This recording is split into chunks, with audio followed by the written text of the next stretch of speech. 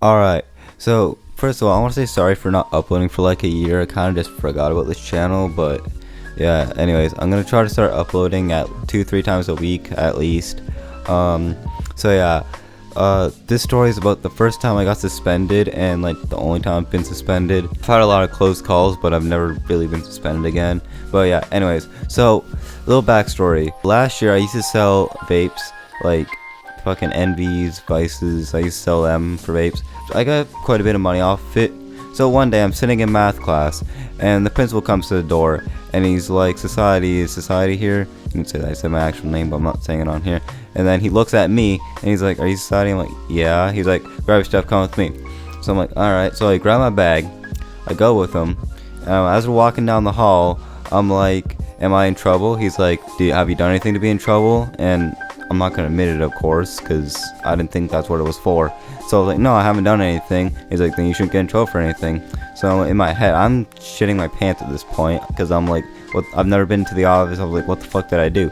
So yeah, anyways, we get to the office, and he's like, have a seat. So I sit down, and then he's like, actually no, before that, he looks to the vice principal's office, and he mumbled something to him. I don't know. I think it was, we got him. I don't know, something like that. But yeah, anyway, so he tells me how to seat. So then I sit down, and he's like, I've already been selling vaporizers. And I'm like, what the? Oh, that's what he means. He means vapes. So then he starts going on about, oh, we were gonna call the cops, and if you're not honest, we'll get the RCMP, which is the cops around where I am. So then he starts asking me a bunch of information about like how many I sold. Surprisingly, he didn't ask who I sold to. What else did he ask? How many did I sell? Stuff like that. Yeah, so after that, first they called my mom, and my mom didn't answer. So they asked me how close I am with my dad, and I was like, yeah, we're pretty close. And he's like, alright, might as well call him. I'm like, shit.